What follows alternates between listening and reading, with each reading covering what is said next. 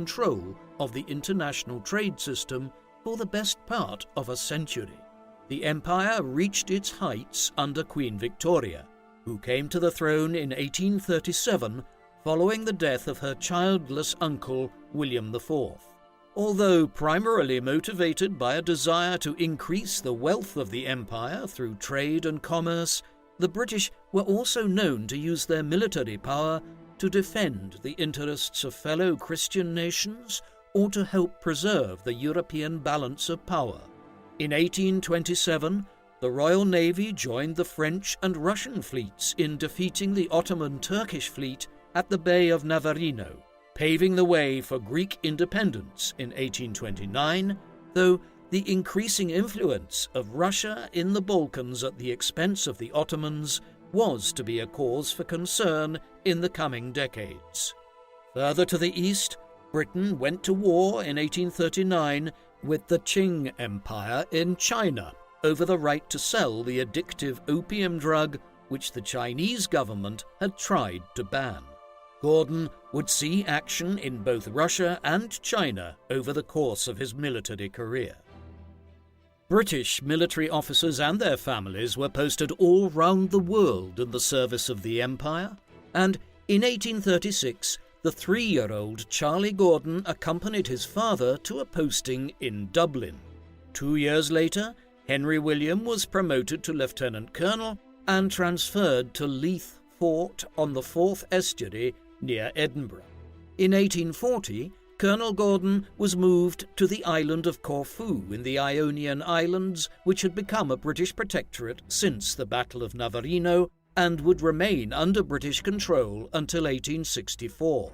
The Mediterranean climate was a pleasant change from the gloomy weather of the British Isles, and Charles and his siblings enjoyed exploring the island, thereby learning more of the island's ancient origins as the Greek colony of Corcyra, and its more recent existence as an outpost of the Venetian Maritime Empire until its conquest by Napoleon in 1799.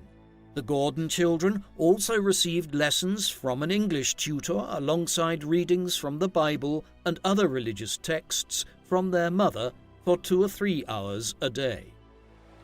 Charles Gordon's Mediterranean stay ended after 3 years when, in 1843, at the age of 10, his parents decided to send him to school in England. Acting upon the advice of the children's governess, Miss Rogers, Henry and Elizabeth sent their son to a small school called Fulland's House in Taunton in Somerset, run by the governess's father and brother, George Rogers and the Reverend Herbert Rogers. Charles did not enjoy his studies at Fulland's very much and was a mediocre student, though he developed a talent for drawing and making detailed street maps. In November 1843, a month after Charles started at Fulland's, his beloved sister Emily died of tuberculosis at the age of 17. Emily had been his favourite sibling, and Charlie later recalled that his life was never the same following her untimely death. In October 1845, Colonel Gordon returned to Woolwich to take up a post at the Royal Artillery Barracks. The following year, Charles returned home and attended a nearby school to prepare him for the examinations to the Royal Military Academy. After his return to Woolwich, he became closer to his sister Augusta, who, despite being 11 years older than him, would remain a close confidant throughout his life. Although the 14-year-old Charlie was initially indifferent to his devout sister's persistent efforts to strengthen his religious belief, he would later develop a strong Christian faith. On the 8th of July 1847, Charles George Gordon was appointed a gentleman cadet at the Royal Military Academy. The curriculum consisted of mathematics, fortification, history, geography, French, and German. Although he received good grades in French and fortification, Gordon developed a reputation for challenging authority. The Royal Military Academy had recently established a system of prefects, whereby older boys, given the rank of corporal within the academy, would instill discipline among the younger cadets. During his first year, after being ordered to walk rather than run out of the dining hall after meals, Gordon headbutted one of the senior cadets, knocking him down the stairs and through a glass door. He was placed in confinement and subjected to regular floggings from the school authorities and was fortunate to avoid expulsion.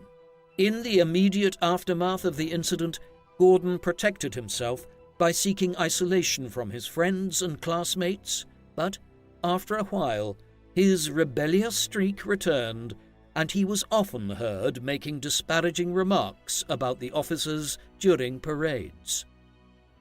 By the time Gordon became a senior cadet, he had become a strict disciplinarian himself. He was due to graduate in 1851, but during an inquiry by the Board of Ordnance into bullying at the academy, Gordon was accused of beating a boy several times with a clothes brush and bruising his back. Though the inquiry recommended his dismissal, the academy authorities satisfied themselves by delaying his graduation by 2 terms or 6 months. As an expert in drawing, map-making, surveying and designing fortifications, Gordon hoped to become a military engineer or sapper. After passing his delayed practical examination in June 1852, the 19-year-old Gordon was commissioned as a second lieutenant in the Royal Engineers. He reported to the Royal Engineers Brompton Barracks near the Chatham dockyard, and over the next 19 months was involved in the renovation and rebuilding of army buildings in the area. Despite his sister Augusta's attempts to find him a suitable Christian bride, Gordon was a shy and lonely young man who always avoided social events. In February 1854, Gordon was promoted to first lieutenant and posted to the garrison at Milford Haven, near Pembroke in South Wales. Although Gordon did not see much point to the refortification programme in South Wales, he enjoyed visiting the Pembrokeshire countryside and became friends with Captain Francis Drew, an infantryman of the 11th Regiment. Along with his wife, Anne, Drew inspired within Gordon a strong belief in Christianity. Gordon began praying and reading scripture regularly, writing to a delighted Augusta about how this religious transformation had made him happier in life. He was particularly influenced by St. Paul's teaching that, "For to me, to live is Christ, and to die is gain," which made him unafraid of death. Following the Drews' example, Gordon did not become a member of any church, but attended congregations of various Christian denominations, including Roman Catholic, Methodist, Presbyterian, in addition to the Church of England. For almost 40 years since the Battle of Waterloo, the British Army had seen little action. This situation was set to change when, in July 1853, Russian armies invaded the Ottoman Empire and occupied the provinces of Wallachia and Moldavia under the pretext of protecting Orthodox Christians in the empire.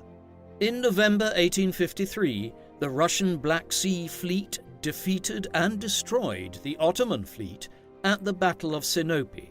Britain and France were afraid that the Russians might march all the way to Constantinople, also known as Istanbul, and intervened on behalf of the Ottomans by declaring war on Russia in March 1854. After trapping the Russian fleet at its base in the port of Sevastopol on the Crimean Peninsula, the British and French landed an army on Crimea in September and began to lay siege to Sevastopol. On the 25th of October, the British managed to repulse a Russian attack on its supply base at Balaclava, during which a failure of communication caused the Light Brigade of more than 600 men to charge into the so-called Valley of Death in the face of Russian cannon. Although the Light Brigade did manage to capture the Russian guns, the heavy casualties sustained damaged the reputation of its commander, Lord Cardigan, and the commander-in-chief, Lord Raglan. Gordon had hoped to see service in the Crimea, but at the end of November he was ordered to report to his childhood home of Corfu instead. After begging family friends at the War Office for a posting in the Crimea, on the 3rd of December he was given new orders to join a Royal Engineer unit mapping minefields in the Crimea, and arrived at Balaclava on the 2nd of January 1855. Lieutenant Gordon was soon at work on the siege lines around Sevastopol. Gordon's brothers, Enderby and Henry, were also serving in the Crimea, as was his fellow sapper Gerald Graham, a friend from the Royal Military Academy. Gordon would also become close friends with a young infantry officer named Garnet Wolseley, who would cross paths with Gordon frequently and end his distinguished military career as a field marshal. In addition to building trenches and carrying out mining operations, Gordon spent much of his time sketching the Russian fortifications in anticipation of a major Allied offensive against Sevastopol. In order to present an accurate picture of the Russian defences, Gordon often found himself exposed to enemy fire, and in late March he was struck by a spent ball fired from a Russian picket. On the 18th of June, the 40th anniversary of the Battle of Waterloo, the British and French infantry launched the offensive, seeking to capture the great Redan and Malakoff fortresses protecting the southern approaches to Sevastopol. Though Gordon expected the port city to fall within 10 days, the Russians mounted a successful defence, inflicting more than 1,400 British and 6,000 French casualties. The failed offensive is said to have contributed to the death of Lord Raglan on the 28th of June. Seeking to take advantage of the Allied setback, on the 16th of August, a Russian army of almost 60,000 men sought to attack the Allied bases to force them to abandon the siege. They were met at the Chernaya River by almost 30,000 Frenchmen, along with 10,000 Italians from the Kingdom of Sardinia-Piedmont, which had joined the Allies in an attempt to obtain British and French diplomatic support for the cause of Italian unification. The Russian defeat encouraged the Allies to make a further assault on the fortifications outside Sevastopol in early September. In the aftermath of the first offensive against the Redan, Gordon remained in the trenches for 34 consecutive days, helping to maintain the condition of the British trenches and continuing to gather intelligence and make sketches of the Russian defences. On the 5th of September, Gordon witnessed the Allied bombardment of the 2 Russian redoubts, and on the 8th, the Malakoff fell to the French. Gordon accompanied the less successful British attack on the Great Redan, but after the French success at Malakoff, the Russians chose to evacuate the southern part of the city, blowing up their powder magazines in the process. On the 9th of September, the Allies captured the city after a year-long siege, effectively bringing an end to the war. In the meantime, Gordon joined a 9,000-man army which supported a naval action that destroyed the Russian fortress of Kinburn on the mouth of the Dnieper River on the 17th of October. After returning to Sevastopol, Gordon spent the next 4 months with his friend Gerald Graham mining and destroying what remained of the city's military installments. During this time, Gordon befriended Romolo Gessi, a military interpreter attached to the Piedmontese army.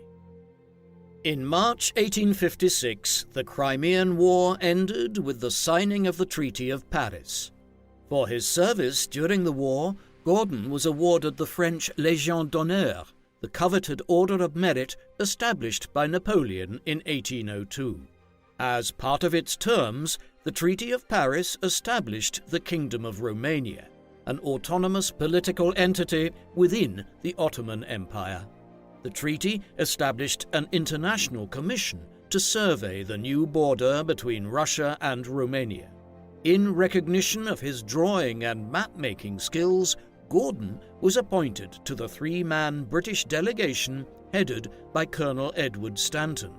In May, Gordon went to Romania with his friend Gessi, who planned to visit his widowed mother in Bucharest. Though Gordon could speak French to the Romanian elite, the polyglot Gessi served as an invaluable interpreter among the peasantry. From his base at the port of Galati on the Black Sea, Gordon spent almost a year mapping out the new frontier in Bessarabia, the region divided between modern-day Moldova and southwestern Ukraine. After the survey was completed in the spring of 1857, Gordon reported to the British Embassy in Constantinople, where he was assigned to a commission to demarcate the border between Russian Armenia and Ottoman Armenia. Accompanied by a half-Turkish, half-Kurdish officer in Ottoman service who insisted on being called Robert, Gordon charted the mountainous terrain and enjoyed a toboggan ride down the slope of Mount Ararat, the place where Noah's Ark is supposed to have landed at the end of the Great Flood. In addition to his detailed drawings, Gordon also used a camera to document the people and the terrain in Armenia, and he was elected to the Royal Society of Geography the following February for his work as a surveyor and photographer. After returning to England in late summer, he spent the winter with his parents, who had moved to Southampton in their retirement. In the spring of 1858, he returned to Armenia, where he and Robert were joined by a Russian officer, Colonel Kleb. While taking measures to keep the Ottoman and Russian officers as far apart from each other as possible, Gordon noticed that many of the stone cairns he used to demarcate the border had been removed by local farmers during his absence. By the time the work was complete again in November, several cairns had already disappeared, prompting Gordon to return to Constantinople begging not to be assigned such a task ever again. After returning to Southampton at the end of 1858, in April 1859, Gordon was promoted to captain and appointed second adjutant at the Chatham depot, serving under its commandant, Edward Stanton, whom he had worked with in Romania. Gordon served in this post for around a year, but became bored and petitioned the War Office to be assigned to active service in China, a request that was granted in July 1860. After the end of the First Opium War in 1842, the Chinese authorities ceded the island of Hong Kong to the British and agreed to open 5 so-called treaty ports to Western trade, though the opium trade technically remained illegal. In the 1850s, a further attempt by Chinese officials to suppress the opium trade led to the outbreak of the Second Opium War in October 1856. After an Anglo-French army captured the port of Canton or Guangzhou on the 1st of January 1858, the Chinese signed a peace treaty in Tianjin in June, opening up a further 10 treaty ports to Western trade, legalizing the opium trade, and allowing Western merchants and missionaries to travel to the Chinese interior. When hardline ministers in the Chinese court deplored the concessions and encouraged the Jianfeng Emperor to continue fighting, a second round of hostilities began in 1859 when the Europeans attacked the Taku forts near Tianjin. By the time Gordon arrived at Tianjin in September 1860, the Anglo-French army had captured the Taku forts and were advancing on the Chinese capital of Beijing. In early October, French and British forces arrived in Beijing and began looting the Summer Palace and the Old Summer Palace. After learning that several British and French officers captured by the Chinese had been brutally executed, the British commander, Lord Elgin, ordered the burning of the Old Summer Palace, and as a sapper, Gordon was personally involved in carrying out the operation. Although Gordon agreed with his superior that the Chinese deserved to be punished for their treatment of the prisoners, he lamented his part in the destruction of the palace. The emperor fled the capital and let his brother, Prince Gong, sign a convention with the British and French, accepting the concessions made in the Treaty of Tianjin, thus ending the Second Opium War. After peace was made, Gordon and his sappers built living quarters for the occupation army that stayed in Tianjin for the next 18 months to enforce the terms of the treaty. The Qing Empire may have ended the war with the Europeans, but a longer and bloodier war was still ongoing. In the late 1840s, a man from the southern Chinese province of Guangxi named Hong Xuecha, frustrated by his repeated failures to pass the Imperial civil service examination, was inspired by Christian missionaries and founded a religious movement after identifying himself as the brother of Jesus Christ. Hong's teachings brought him and his followers into conflict with the Qing authorities, and in January 1851, Hong proclaimed the creation of the Taiping Heavenly Kingdom, with himself as Heavenly King. With more than 500,000 peasant soldiers in their ranks, in March 1853, the Taiping rebels captured the former capital of Nanjing on the Yangtze River, which Hong made his new capital. Aiming to capture the capital of Beijing and topple the Qing emperor, the Taiping launched offensives to the north and the west in May. By October, the rebel armies had reached Tianjin, only 100 miles from the capital, but a successful counterattack by the Imperial army stalled the onslaught. With Nanjing besieged by Qing armies, the Taiping leadership began fighting among themselves, and Hong purged several of his senior lieutenants over the next few years. Nevertheless, in May 1860, the Taiping armies managed to break the siege of Nanjing and invaded Jiangsu and Zhejiang provinces, capturing the ancient capital of Hangzhou and the city of Suzhou by June. By the summer of 1860, the Taiping rebels were threatening the treaty port of Shanghai, a city of 300,000 which was home to a large community of Western merchants. Back in England, Gordon had been sympathetic to the Taiping cause due to its Christian influences, but when he stopped briefly in Shanghai en route for Tianjin, he witnessed the atrocities committed by the Taiping against the local peasantry and quickly changed his mind. The American sailor Frederick Townsend Ward organized a small band of 200 Western mercenaries armed with modern weapons to assist the Qing soldiers defending Shanghai. Over time, Ward recruited local soldiers to his small army, which remained under the command of Western officers. After winning several skirmishes against the Taiping, in March 1862 the Qing government bestowed the honorific title of the Ever-Victorious Army on Ward's small force. The same month, Gordon was sent to Shanghai as part of a 1,000-man force led by his brother Henry's brother-in-law, General Charles Staveley, which would bolster the ranks of the ever-victorious army. Gordon arrived in Shanghai in May as the head of Staveley's engineers and began to examine the weaknesses of the Taiping defences, leading attacks to capture several fortified towns in the vicinity of the city. In September, Ward was killed at the Battle of Suji and replaced by fellow American Henry Burgvine. The new American commander alienated the Chinese, and in January 1863, Li Hongjiang, the imperial governor of Jiangsu province, proposed that Gordon should take command of the ever-victorious army. After receiving permission from the British government to serve under foreign command, on the 25th of March, the 30-year-old Major Charles Gordon took command of the ever-victorious army, whose ranks had swelled to almost 4,000 men. The ever-victorious army's immediate objective was to recapture Suzhou from the rebels.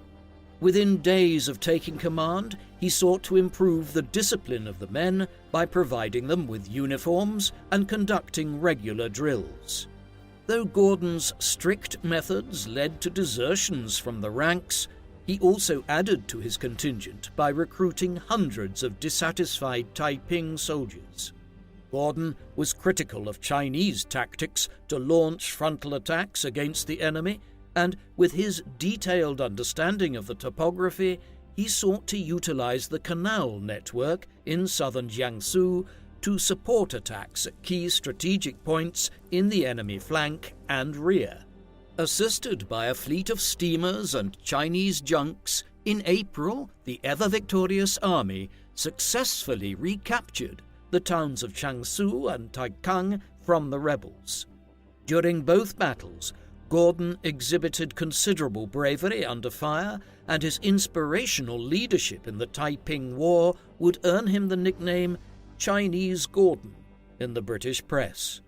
Gordon's instructions forbidding his men from looting led to mutiny on the 4th of May, which was firmly suppressed. Li Hongjiang was impressed by Gordon's integrity, considering him superior in manner and bearing to any of the foreigners whom I have come into contact with. At the end of May, Gordon attacked the town of Kunshan, which protected the eastern approaches to Suzhou. Gordon led the attack along the canal to Suzhou aboard the ironclad steamer Heisen, sending a force of 350 men to subdue the city while he sailed up and down the canal, blasting the Taiping defenses. The capture of Kunshan opened the way to Suzhou, and the ever-victorious army began attacking the towns surrounding the city. In the meantime, the disgruntled Henry Bergwijn had defected from the ever-victorious army and joined the Taiping defense of Suzhou. After Gordon surrounded Bergwijn, the American tried to rejoin the Imperial forces, but another attempt to defect prompted Gordon to arrest him and send him away. With Bergwijn out of the way, in November, Gordon negotiated a surrender with the Taiping princes inside the city after promising to spare their lives. Once the Imperial forces entered the city, Li Hongjiang went back on the agreement and ordered the execution of the Taiping leaders. Li's decision outraged Gordon, who believed that it would only encourage the Taiping to continue their resistance and spill more blood. The enraged Englishman refused to cooperate with Li, and when a messenger arrived bearing gifts from the Tongxi Emperor on the 1st of January 1864, Gordon refused to accept them. The refusal was considered a grave insult to the Chinese, and Gordon offered his resignation, but by February he repaired relations with Li Hongjiang and recognized that the Chinese general had implicit orders from the emperor to execute the rebel leaders. With General Zheng Guofan's Hunan army advancing against Nanjing along the Yangtze from the west, Li advanced on the Taiping capital from the east. As the honor of taking Nanjing would be reserved for the imperial troops, Gordon's men carried out the secondary objectives of subduing Taiping resistance at Yijing, Liyang, and Jintan, where on the 21st of March Gordon was wounded lightly in the thigh. After helping Li capture the major city of Changzhou in May, which restored imperial control over the whole of Jiangsu in June, Gordon disbanded the ever-victorious army. Shortly after the death of Hong Xuecha in June, Zheng's Hunan army captured Nanjing in July and executed the Heavenly King's teenage son and successor, putting an end to the rebellion. By the time of Nanjing's fall, Gordon was in Beijing to advise the emperor on the reorganization of the imperial armies. He made up for his previous refusal of the emperor's gifts by accepting the noble rank of Viscount, the title of Commander-in-Chief of Jiangsu Province, and the yellow jacket of the emperor's ceremonial bodyguard, which had never been granted to a foreigner before. Once again, he declined a gift of 10,000 silver taels, and likewise declined a substantial sum of money offered to him by Shanghai's grateful merchant community. Having already been promoted to lieutenant colonel in China, Gordon became a companion of the Order of the Bath in December 1864 while he was returning to England. The 32-year-old Gordon was uncomfortable with the fame he had gained in China and resented the journalists who gathered at his parents' house in Southampton upon his arrival. He was happier to see his old friend Romolo Gessi, who sought to recruit Gordon to General Giuseppe Garibaldi's campaign of Italian unification, but Gordon chose to remain at home with his sick father, who died in September 1865. That same month, he accepted a new post at Gravesend in Kent, where he would command the Royal Engineers in the construction of fortifications defending the Thames estuary. Although he considered the fortifications expensive and obsolete, Gordon nevertheless busied himself each morning supervising the construction works. During the afternoons, Gordon dedicated his free time to charitable activities which he considered part of his Christian duty. Although he had witnessed poverty and destitution in war zones before, he was surprised by the level of deprivation in the town. Encouraged by his friends Frederick and Octavia Fries from the local religious tract society, he invited the local poor to summer parties at his residence at Fort House, serving plentiful amounts of food at his own expense.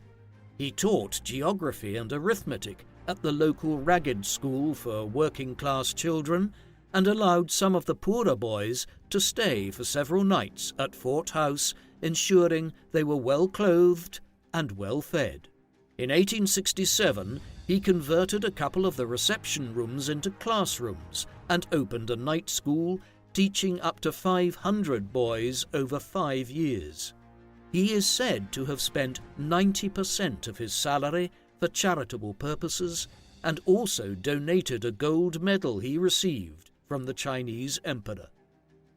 Although Gordon's charitable work did not come under any scrutiny from his contemporaries, later historians and biographers in the 20th century theorized that while Gordon may have been a latent homosexual, there is no evidence that he acted upon those desires. In his biography of Gordon, the Canadian historian Brad Fort maintains that Gordon was heterosexual but chose to remain celibate at a young age out of a sense of Christian duty.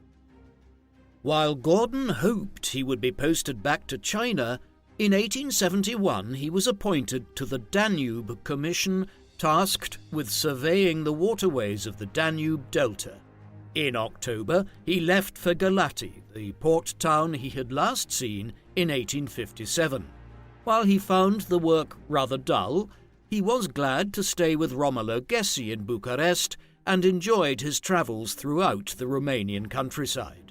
After promotion to colonel in February 1872, Gordon went to the Crimea in the summer to examine the condition of the British military cemeteries on the peninsula, and on his way back in September, he stopped off at Constantinople for dinner with the British ambassador to the Ottoman Empire. During the dinner, Gordon spoke with Nubar Pasha, the chief minister of Egypt, who was looking for someone to become Governor-General of Equatoria, or Southern Sudan, then under Egyptian control. The incumbent, another Englishman named Sir Samuel Baker, had been unsuccessful in carrying out his instructions to suppress the slave trade along the Nile. Nubar waited until Baker completed his term before making a formal offer in October 1873, which Gordon gladly accepted. After being made a general in the Ottoman army, Gordon departed for Africa on the 28th of January 1874, his 41st birthday. In February, he arrived in Egypt and reported to the Khedive of Egypt, Ismail Pasha. Although nominally a vassal of the Ottoman Empire, since 1805 Egypt was effectively an independent state. In 1798, Napoleon Bonaparte had overthrown the Mamluk rulers of Egypt, but the following year his fleet was destroyed by Lord Nelson at the Battle of the Nile. After British and Ottoman troops expelled the French in 1801, an Ottoman general of Albanian descent named Muhammad Ali became governor of Egypt in 1805. With the Ottoman Empire in decline, Muhammad Ali and his successors, who claimed the title of Khedive or Viceroy, enjoyed considerable autonomy and aimed to expand their territories beyond Egypt, conquering Sudan in the 1820s. While the British were the primary beneficiaries of a close economic relationship with Egypt, the Khedives employed military officers and civil administrators from all over Europe, a practice encouraged by Ismail Pasha, Muhammad Ali's grandson, after becoming Khedive in 1863. In 1869, Ismail presided over the opening of the Suez Canal, a development of enormous economic benefit to Britain and Europe, reducing travel time to and from India by 2/3. Encouraged by the British, Ismail sought to expand into Central Africa to the headwaters of the Nile and the Great Lakes, which would be one of Gordon's objectives as governor of Equatoria. During his meeting with the Khedive in Cairo, the new governor was offered his predecessor's salary of £10,000 a year. When Gordon said that £2,000 would be enough, an astonished Ismail exclaimed, "What an extraordinary Englishman! He doesn't want money." After taking leave of the Khedive, Gordon made his way down the Suez Canal to the Red Sea, where he was met by Gessi, who had left Romania and taken up a commission in the Khedive's army after learning of Gordon's appointment. With Gessi at his side, Gordon arrived at the Sudanese capital of Khartoum in March, where he made the acquaintance of his immediate superior, Ismail Pasha Ayoub, the Governor-General of Sudan. He soon steamed up the Nile and in April reached the island of Gondokoro, 750 miles south of Khartoum, which would serve as the base for his efforts to crack down on the slave trade over the next 2 years. Gordon began work constructing a series of fortified outposts to assert the authority of the Egyptian government, but his campaign against the slave trade was undermined by Ayoub, who had an economic incentive to allow the trade to continue. Gordon also aimed to establish Egyptian control of the neighbouring kingdoms of Buganda and Banyoro. In 1875, he dispatched his American subordinate, Charles Chalailong, to seek submission from King Mutesa of Buganda. Though Chalailong was unsuccessful, he discovered a lake between Lake Victoria and Lake Albert, which he named Lake Ibrahim after Khedive Ismail's father, which was later renamed Lake Kyoga. Gordon was keen to find out whether there was a navigable route between the lakes and dispatched Gessi to circumnavigate Lake Albert. In July 1876, Gordon was leading his own expedition from Lake Albert along the Nile to Lake Kyoga when he received news that King Mutesa had taken 140 Egyptian soldiers hostage after inviting them to build a fort in his capital. Gordon responded by dispatching one of his men to negotiate an agreement with Mutesa to secure the release of the Egyptians while allowing Buganda to retain its independence.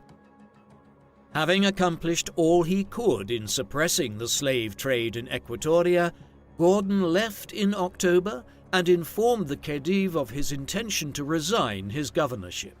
Before returning to England for the winter, the Khedive persuaded him to reconsider, and in the absence of any new offers of employment, he returned to Egypt in February 1877. Gordon had requested the governorship of the whole of Sudan from the Khedive, which was readily granted after lobbying efforts from his friend Gerald Graham. In accordance with his newly elevated status, Gordon was awarded the honorific title of Pasha and became a field marshal in the Ottoman army. With orders from the Khedive to eradicate the slave trade and improve internal communications in Sudan, Gordon arrived at Khartoum at the beginning of May.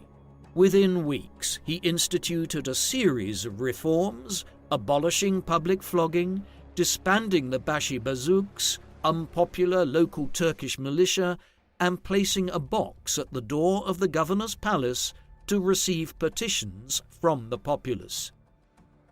On the 19th of May, Gordon left Khartoum for the Arab-dominated western districts of Darfur and Kordofan, the heartland of the Sudanese slave trade.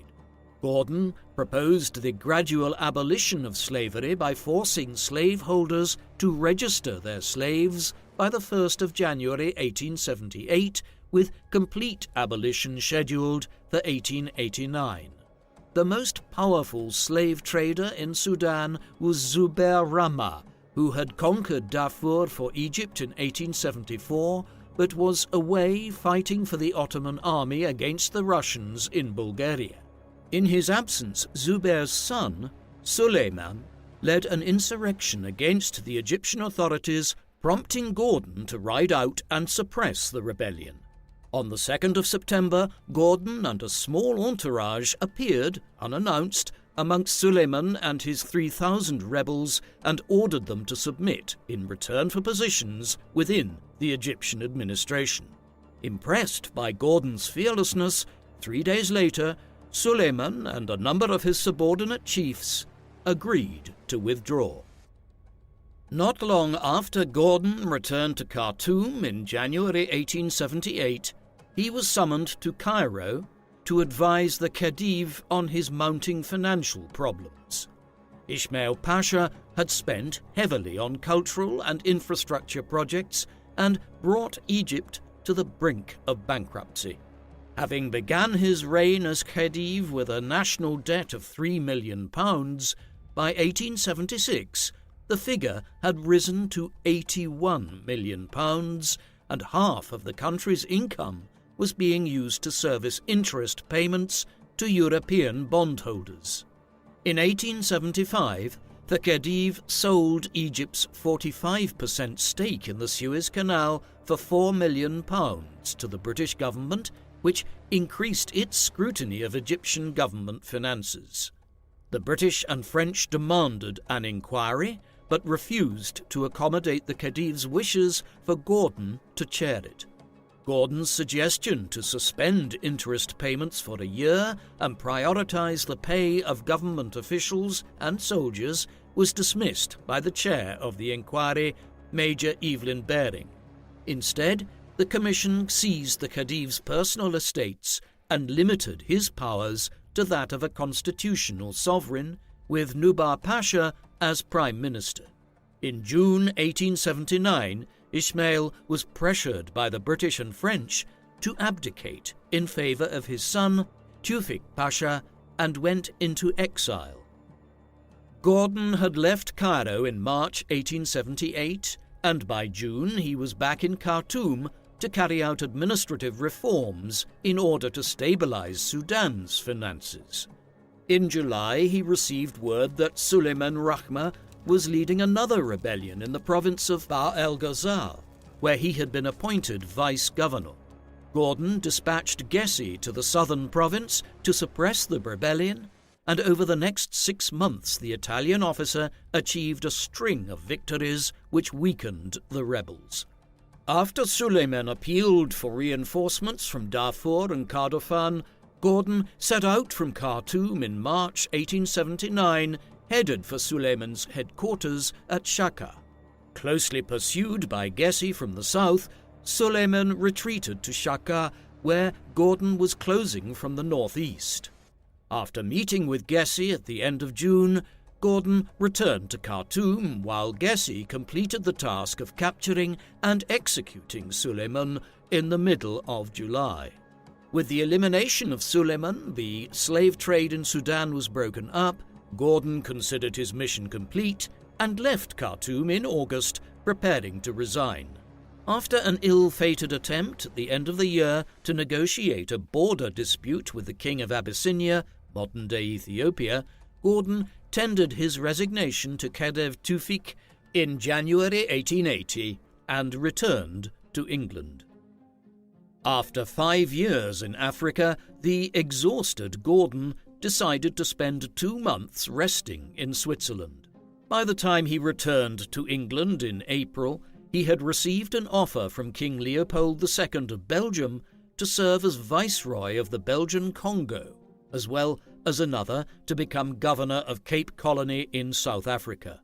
In May, Gordon accepted an appointment as private secretary to the new Viceroy of India, the Marquis of Ripon, but submitted his resignation within a couple of days of his arrival at Mumbai. Almost immediately, Gordon was invited to China by Sir Robert Hart, a British diplomat who had served as the head of China's customs service since 1863. China and Russia were on the brink of war over the northwestern province of Xinjiang, and Gordon was asked to advise the Chinese government on military preparations. Fearing that Gordon would take command of a Chinese army against Russia, the British government ordered him to stay put in Hong Kong. After ignoring the order, Gordon indicated that he was prepared to resign from the British Army rather than abandon China. When he arrived in Beijing in August, Gordon urged the Chinese ministers to seek a diplomatic solution, warning that the Russian Pacific Fleet would seize Tianjin and threaten the capital. The Chinese rejected the advice, but after Gordon returned to England, the Treaty of St. Petersburg was signed in early 1881, avoiding war. Following his return to England in October 1880, Gordon embarked on a 2-week tour of Ireland, where he witnessed the appalling destitution of the Irish peasantry. The experience prompted him to write a memo to the Liberal Prime Minister William Gladstone in favour of land reform in Ireland, proposing that the government buy out the Anglo-Irish landlords and divide their estates among the poor tenant farmers. After spending the early months of 1881 in London, in May, Gordon was appointed commander of the Royal Engineers on the island of Mauritius in the Indian Ocean, which had been a British imperial possession since the Napoleonic Wars. After arriving in late June, he spent over a month inspecting the island's defences, as well as those of the Seychelles to the north. He was so impressed by the beauty of the islands that he proposed it as the location of the biblical Garden of Eden.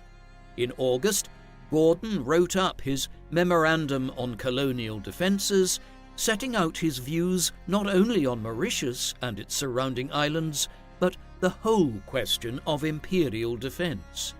He argued that southern Africa was more important than the Suez Canal for control of India, since the canal could be blocked by a single sunken ship. He also recommended that Mauritius and the Seychelles should be split into separate colonies, a suggestion that was eventually adopted in 1903. Not long after his promotion to Major General in March 1882, Gordon was ordered to South Africa, where he served as an advisor to the government of the Cape Colony over its relationship with the small kingdom of Basutoland, modern-day Lesotho. After arriving in Basutoland in September, he began negotiations, but after being caught up in a struggle between rival brothers who claimed the throne, Gordon fell out with the Cape government and sailed home in October.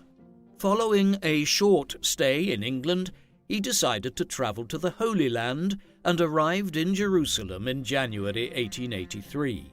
Ever since he had embraced Christianity, Gordon hoped to visit the holy sites associated with the life of Christ. He was particularly interested in determining the location of Golgotha, the site of Christ's crucifixion and resurrection. He rejected the theory that the Church of the Holy Sepulchre had been built on the site, and instead pointed to a site further north, beyond the Damascus Gate, named Skull Hill, at the foot of which is a rock tomb known as the Garden Tomb. After Gordon advanced this theory in his book, Reflections in Palestine, published the following year, the site was given the nickname Gordon's Calvary. After relocating to the Mediterranean port of Jaffa, Gordon received an offer from King Leopold to serve in the Congo. Having previously declined the appointment, Gordon accepted the Belgian offer and arrived in Brussels on New Year's Day 1884. After meeting Leopold and agreeing to depart for the Congo in early February, Gordon returned to England to formally resign his commission from the British Army. However, his plans would change dramatically due to recent developments in Egypt and Sudan. Following the deposition of Ismail Pasha, Egypt had effectively become a British vassal. Many Egyptians protested against European rule, and in February 1882, Colonel Ahmed Urabi led a revolt demanding equality for the Egyptians and a parliamentary government. With the revolt engulfing the whole country, Khedive Tewfik invited Urabi into his cabinet, and by July he had effectively become prime minister after the Khedive fled to Alexandria, then under French protection. After anti-Christian riots in Alexandria prompted the French fleet to leave, the Royal Navy bombarded the Egyptian port, and in September, an army commanded by Gordon's friend General Garnet Wolseley decisively defeated Urabi's forces at the Battle of Tel el-Kebir and marched into Cairo to restore the Khedive.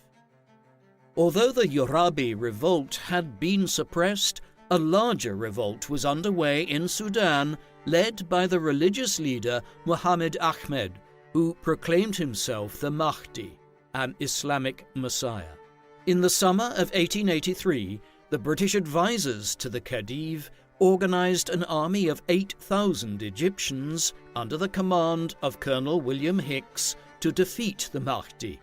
After being lured into Kordofan in early November, Hicks confronted the Mahdi's army of 40,000 men at the Battle of Shekan, near the town of El Obeid. The Egyptians were annihilated, and fewer than 500 survived the battle, while Hicks had his head cut off and placed on a spike at the Mahdi's headquarters at El Obeid. The humiliating defeat left the Mahdi in control of almost the whole of Sudan, prompting the British and Egyptian governments to make the decision to abandon the garrisons in Sudan and evacuate all the Europeans and Egyptians who wanted to leave. On the 4th of January 1884, while still in Brussels, Gordon received a letter from Sir Garnet Wolseley urging him not to go to the Congo and inviting him for a discussion at the War Office about the situation in Sudan. On the 8th of January, the day after his return to England, Gordon spoke to W.T. Stead, the editor of the Pall Mall Gazette. After initial reservations, he began to share his views about the Sudan crisis. He argued that the Mahdi's popularity was due to poor governance by the Egyptian authorities and did not believe his supporters were primarily motivated by his religious message.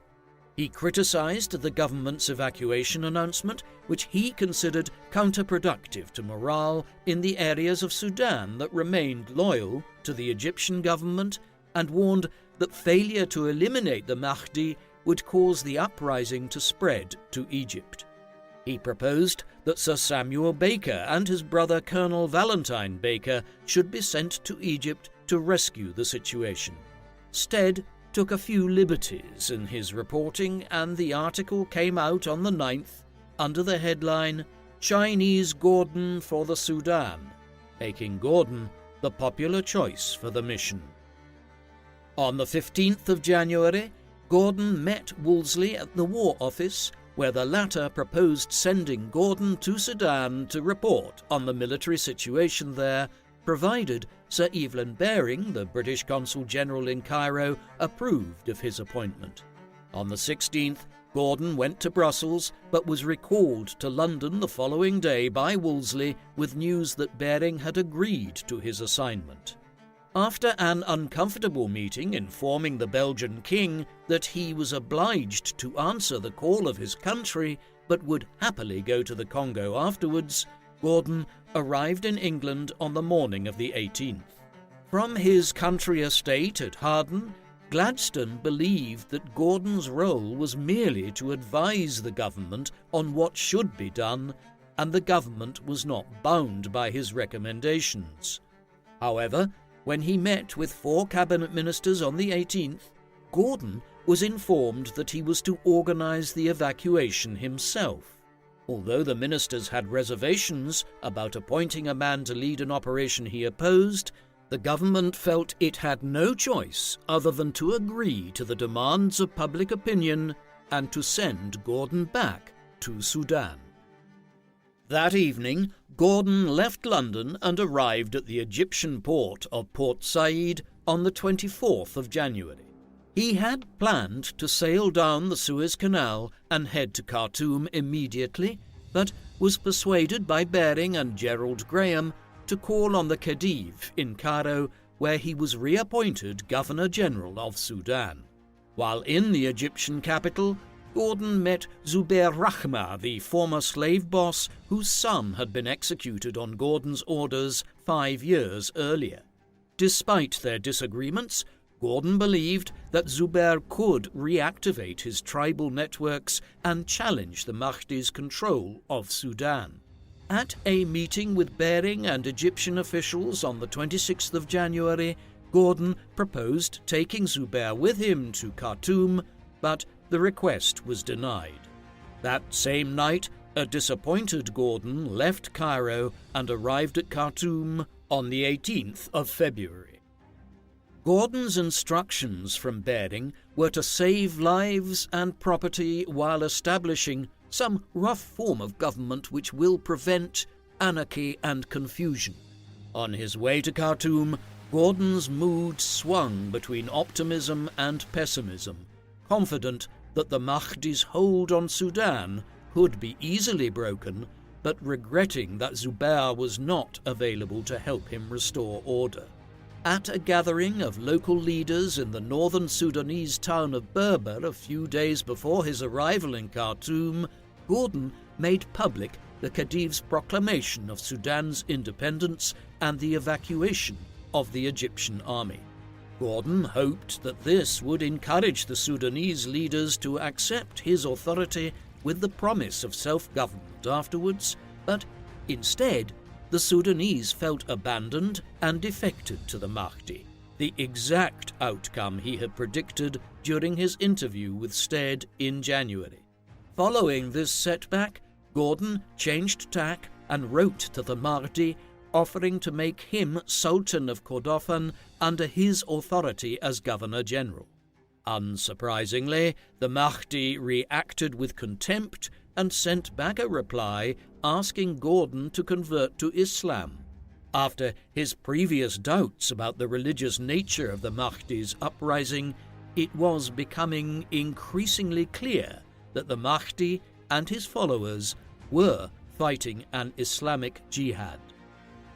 Gordon received a rapturous welcome upon his arrival at Khartoum, a city of more than 40,000, including a garrison of 9,000 men.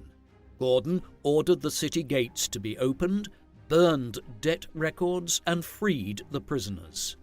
In late February, Gordon began evacuating women and children from Khartoum down the Nile in government steamers.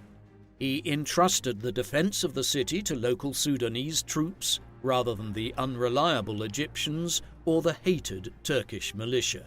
In late February, he sent a telegram to Baring in Cairo, informing him of Stuart's expedition to attack rebels, to ensure the evacuation could carry on unhindered. However, when the message reached London, Gordon created the impression that he was taking matters into his own hands and planned to fight the Mahdi. In the meantime, Gordon continued to ask permission for Zubair to join him in Khartoum, and Baring eventually agreed.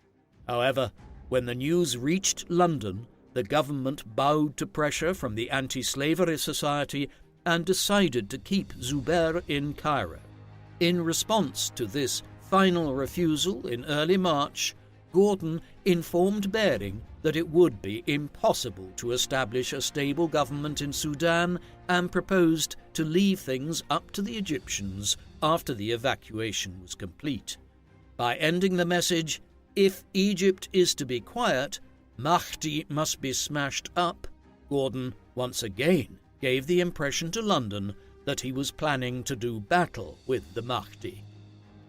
After successfully evacuating 2,500 civilians from Khartoum, by the middle of March, the Mahdi's men began to lay siege to the city and cut off Gordon's telegraph line.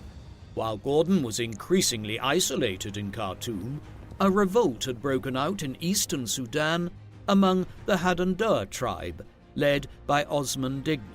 In early February, Colonel Valentine Baker's 3,000 Egyptians were defeated at El Teb by 1,000 Hadendoa warriors, whom the British nicknamed Fuzzy Wuzzies, whilst throughout the conflict the Mahdist forces were known pejoratively as dervishes. A second army of British and Egyptian soldiers commanded by Gerald Graham defeated Digna and sought to advance to Berber and Khartoum to link up with Gordon. But the British government ordered Graham to return to Egypt after insisting that Gordon was free to leave Khartoum whenever he wanted. However, by the 12th of March, thousands of Mahdists approached from the north, leaving Gordon surrounded. With limited food and money, Gordon attempted to keep morale high with regular displays from military bands, and he continued to inspect the garrison and its defences every morning. The Mahdi and the bulk of his army was besieging Berber, and the Mahdists outside Khartoum were only 6,000 strong. Gordon and the garrison still had a good chance of breaking out of Khartoum, but he was unwilling to surrender the city and determined to resist until the British government sent a relief force. After the Mahdi captured Berber in May, all escape routes out of Khartoum were blocked. The British government, believing that Gordon had blundered into the situation himself, resisted calls to send a relief force. While Gladstone expressed a degree of sympathy for the Mahdists in the House of Commons and claimed they are struggling rightly to be free, Queen Victoria urged the Prime Minister to take action. Garnet Wolseley was once again the loudest voice for action, and in early August the government finally authorised Wolseley to lead an expedition, recognising that national honour was at stake and something had to be done. Wolseley arrived in Cairo in early September, but it was not until the 27th that his relief force of 5,400 men was equipped to leave the Egyptian capital and advance up the Nile. Meanwhile, in early September, Gordon sent Stewart and Power on a mission down the Nile to re-establish communications with Bering in Egypt. Their steamer ran aground, and after going ashore, the men were soon ambushed and murdered. Gordon did not learn of their fate until late October, when the Mahdi set up camp across the river near Omdurman at the head of an army of some 50,000 men.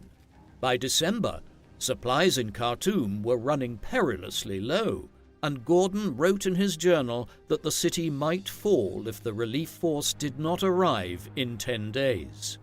Mentally exhausted, Gordon refused offers from the Mahdi for safe passage out of the city and seemed to prepare himself for martyrdom, even if help were to arrive.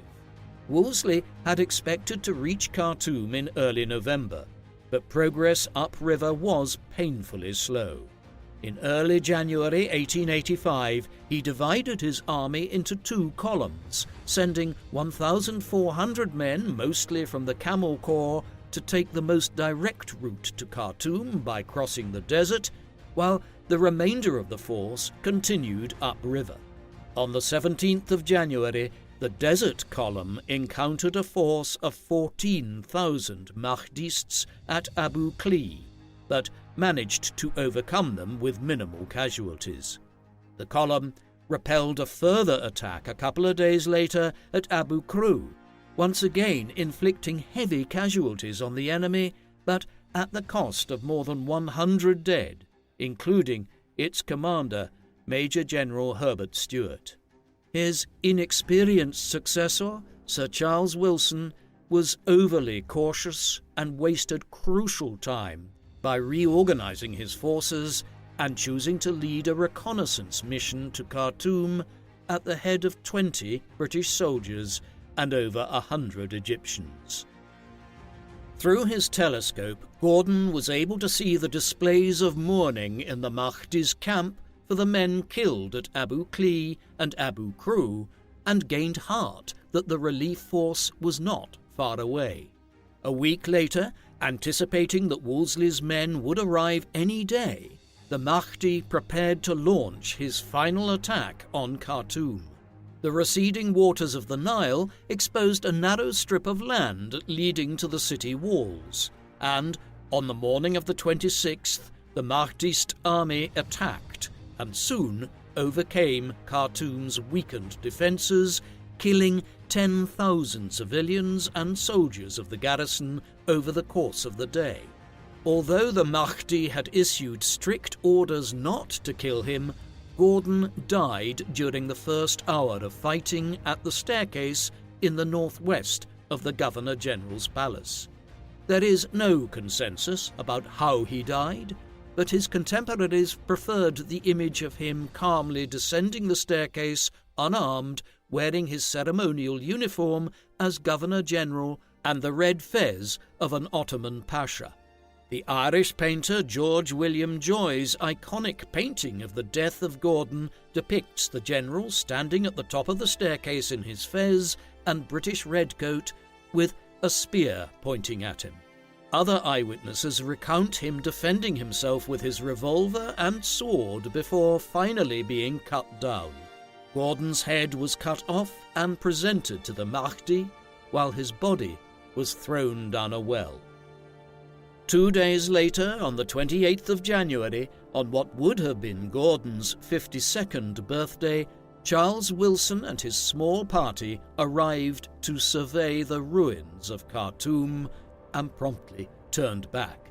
After the news of Gordon's death and the fall of Khartoum reached London, the press blamed Gladstone, labelling him the murderer of Gordon by reversing the initials of his nickname of Grand Old Man. Following his death, Gordon was celebrated in England as a Christian martyr who died a noble death defending the faith against Islam.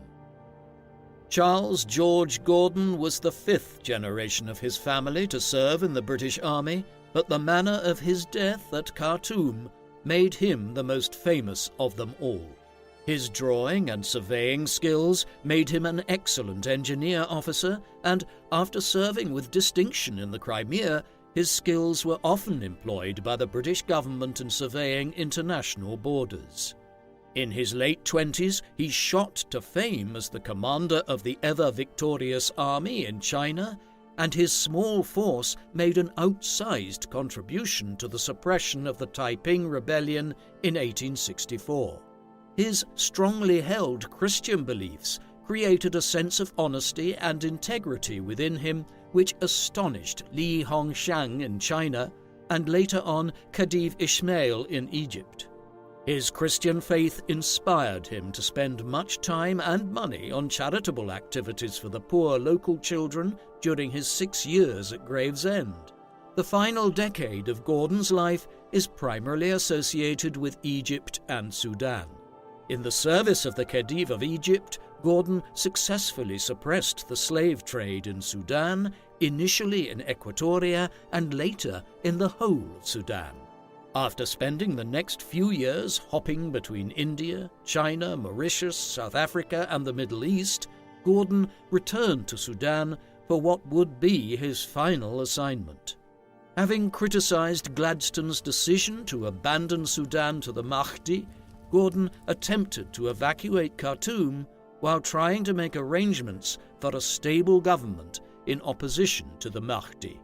A combination of Gordon's stubbornness in choosing to remain in the city and the British government's unwillingness to rescue him created the conditions for his death on the staircase in his palace in January 1885 after a siege of more than 300 days, transforming him into a martyr for Christianity and the British Empire.